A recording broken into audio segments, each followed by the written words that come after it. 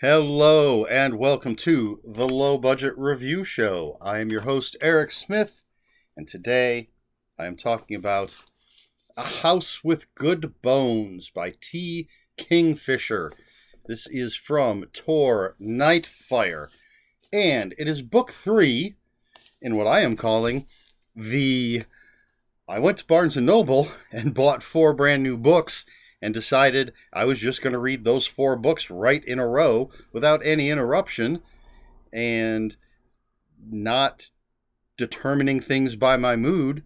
These are the 4 books I'm going to read. Project. That's the official title. I'm never going to remember that. But anyway, so this is the 3rd book in a row of 4 that I bought at Barnes & Noble and decided, hey, I'm just going to read those 4 books. I'm not going to worry about trying to decide what to read next. I have a stack of 4 right there. Because those who know me have heard me say on occasion that I've had no idea what I wanted to read next. I'll finish something and then I don't know what I'm in the mood for. And I have tons, literally thousands of unread books that I expect to be good. I hope will be good. That's why I picked them up. I want to read them. But sometimes I just don't know what I'm in the mood for. Or conversely, less often, there are just so many that I feel like I'm in the mood for that it's overwhelming. And so when I bought these 4 books, I just made that decision that I'm just going to read these 4 in a row. Not even going to worry about it. So this is number 3. And what we have here is our main character, our narrator, is Samantha, or Sam, Montgomery. And she is an archaeoentomologist, meaning she studies the bugs at archaeological sites and studies bugs in general. And so she was supposed to go on a dig that got suspended for an indeterminate amount of time. And she decides to go and spend that indeterminate amount of time with her mother in her grandmother's house. We'll get back to that in a second.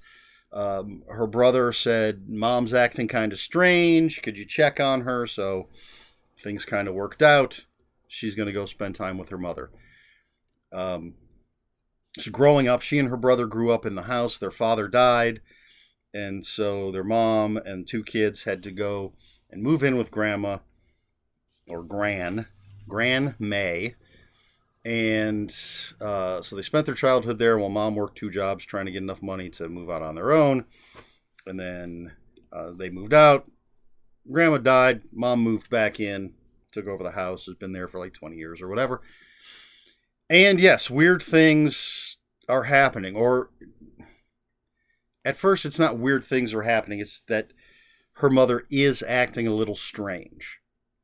And so she's trying to figure out, is this delayed mourning from the death of Grandma? Is it dementia or Alzheimer's, something like that? She's very concerned about that. Then some strange things do start to happen, and the story builds and builds and builds. I'm not going to tell you too much more. I'll get into a few things. We're going to jump right in with the 5 out of 5 stars. I absolutely loved this book. I have 3 other books by T. Kingfisher at this moment, and I am very happy that I do so that I can dive into those whenever the mood strikes me, because I really, really liked this. I liked the writing style for this, and I don't know if T. Kingfisher changes her writing style depending on the story she's telling. But this was a very breezy story. Sam is a great, entertaining character. She's self-deprecating. She likes to talk about bugs, and she knows that's going to bore people. But she does a fine job of telling the story. I've heard the term cozy horror. And I had heard it applied to Darcy Coates, who is an author I have not read. And cozy is a thing. I don't know that it started with cozy mysteries. I think so. That's the term that I had always heard it applied to. Cozy mysteries being things like, I suppose the easiest way to say it is like Murder, She Wrote. But generally, cozy mysteries are small towns. A lot of them are themed. You have a series of mystery books based around a tea shop or a bookstore or a library or quilting or whatever. And it's a lot of interesting characters. And so cozy mysteries, huge thing. And now I've started to hear that term applied to other things. Most recently was Cozy Fantasy, Legends and Lattes. It's a book that popped up on my Amazon, and I've heard that described as a cozy fantasy. It takes place essentially after this warrior character has retired and opens a tea shop or a coffee shop. It's lattes, so coffee, I suppose. In a fantasy world, I think the character might be an orc, if I remember correctly. I'll probably read it eventually. And then again, I've heard cozy horror. And so I don't know if this is what cozy horror is, but it does take place in a cul-de-sac, and with just a number of interesting characters, a small cast of characters. You've got Sam, her mother, the handyman / gardener, the sort of paranoid conspiracy theorist neighbor across the street, Gail, the woman that is I don't remember the exact term, but she helps to rehabilitate animals. And she's got a bunch of vultures hanging around her house, including one that's missing a wing. Love that little guy. And so I think this might sort of fall into the cozy horror subgenre. I can't say for sure. But what I can say is I really enjoyed the writing style. As I said, very breezy is the term that comes to mind for me. Sam, again, fantastic narrator, and it's not, she doesn't write in an overwrought style, or the character Sam doesn't tell the story in an overwrought style. It's light, it's funny, but when we get to these things that aren't meant to be light and funny, it is effective. It does build a little tension, and it's building a mystery. What is going on with her mother? What is going on in this house? And we do know, we learn early on that her grandmother was not a nice person. And some things I don't want to mention, don't want to give them away, but it all builds and builds to a very wild, very wild crescendo. The last part of the book just goes off the rails in the best way. So, excuse me. What I thought was interesting, now roses, oddly enough, it's weird. You look at this and you see that vulture on a stool, maybe? There's always a vulture sitting on, almost always, a vulture sitting on the mailbox in front of the house. There's always vultures watching the house. But we have this vulture silhouette. Looks like it's sitting on a stool. And some weird symbols some skulls and things in the wallpaper. The grandmother was very proud of her rose garden. And so, while I would have expected, because Sam is an entomologist, archaeoentomologist, I would have thought if you were going to put something in front of each chapter, that it would be, or each section, because it goes by its day. It's like, or night 1. I'm 99.9%. Oh, see, this says the first day. So it is day. Right, because then overnight. So it's the first day, the second day, etc. And at the head of all of those I would have thought if there was going to be anything there, it would be some sort of bug thing, description of bugs. But instead, and for a reason, it is descriptions of roses. So each day starts with us getting a little scientific, I don't know how scientific, little rose description. Such as Winchester Cathedral, an old-fashioned English shrub rose, grows to 4 feet high and 4 feet wide, produces masses of large, loose-petaled white roses, occasionally with a touch of pink. Fragrant, repeat bloomer. So we get that at the head of every day, which is nice, and I don't know if important is the right word, but there's a reason that it's roses as opposed to bugs, which is what I would have thought. So that's a nice little surprise.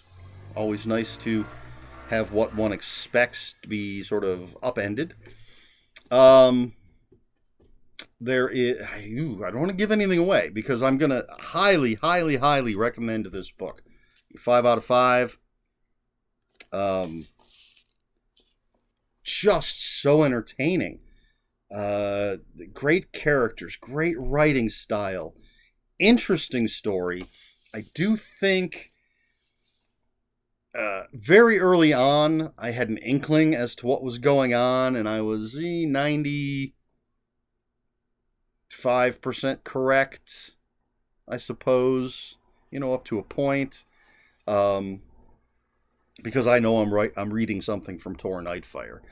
One of the things I do like is, let me backtrack for a second. A thing that I don't like is when characters so easily, readily accept the supernatural as the cause of whatever's going on. And while I do think sometimes it can be realistic, especially if you're dealing with ghosts, because there are plenty of people that believe in ghosts. Or if it's demons, because there are plenty of people that believe in demons. But, so I don't mind it necessarily as much if it's sort of established that they believe in these things. But I have read books where people, like, automatically, one crazy thing happens, and they're like, oh, it's vampires. Or, oh, it's a werewolf. It's a werewolf.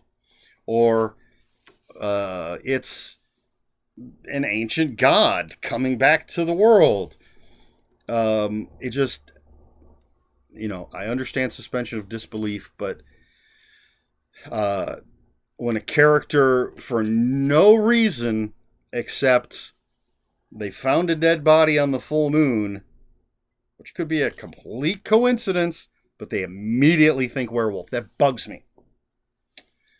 And so one of the things I really, really like about this is, for the longest time, Sam is searching for the real world scientific reason for everything that's going on. She is a scientist, and she sticks to being a scientist for absolutely as long as possible until there is irrefutable evidence that this is not a scientific occurrence.